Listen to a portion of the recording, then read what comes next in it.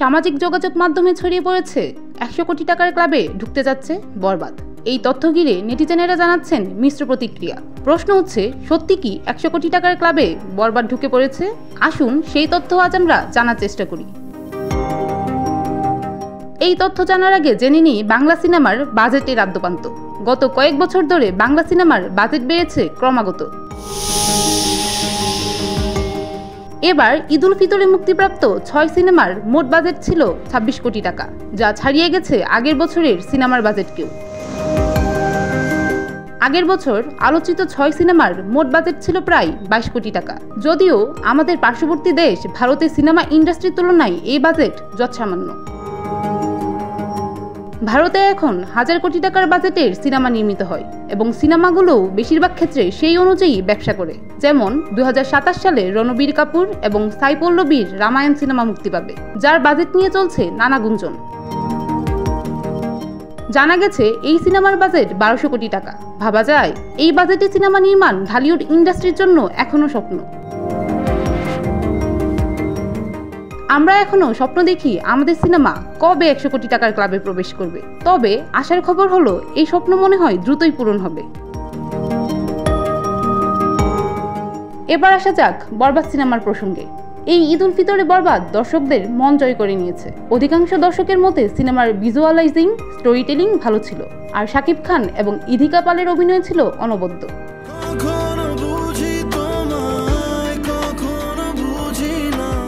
এই যে দর্শকরা হলে গিয়ে সিনেমা দেখছে, ভালো রিভিউ দিচ্ছে, এটাও ইন্ডাস্ট্রির জন্য সুখবর। কেননা কয়েক বছর আগেও চিন্তা করা যেত না ঢালিউডের বাণিজ্যিক সিনেমা দেখতে দর্শকরা হলে যাবে। মানুষের যে একটা অবস্থাটা জাগ দিয়ে উঠবে, ঠিক আছে, এই জাগ দিয়ে এই ছবিটা দেখলে জাগ দিয়ে উঠতে পারে।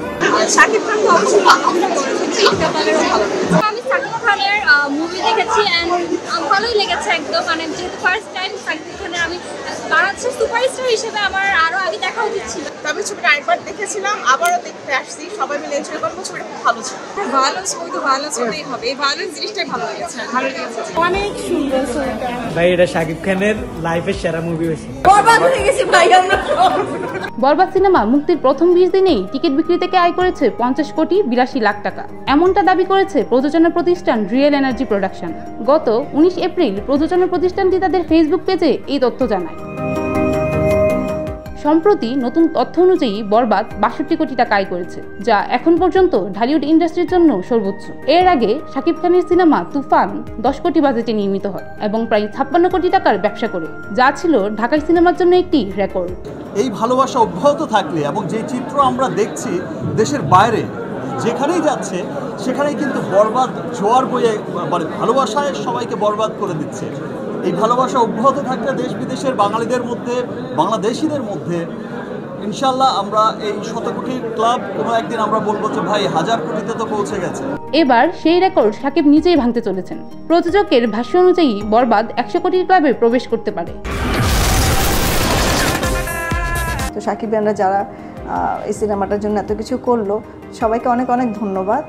আর আমি গতকালও বলেছি যে আপনারা এমন কিছুই দেখবেন যেটা সিনেমাতে আমরা করেছি। আমরা যতটুকু দেখাতে চেয়েছি আপনারা ততটুকুই দেখতে পাবেন। সো এটা নিয়ে কোনো একদমই ভাববেন না যে আমরা আপনাদেরকে কোনো সাবস্ট্যান্ডার্ড কিছু দেব। এখনো ওটিটি রিলিজ বাকি, যা থেকে আসবে বড় অঙ্কের আয়। সেই সঙ্গে সিনেমাটি বিদেশেও প্রদর্শিত হচ্ছে, সেখান থেকেও ভালো আয় হবে বলে ধারণা করা হচ্ছে। এখন দেখা যাক বরবাদ সত্যি 100 কোটির ক্লাবে প্রবেশ করে কিনা, নাকি তা শুধুই আশারে গল্প। ফারজানা শাসলিন অর্চি, ভিউজ বাংলাদেশ।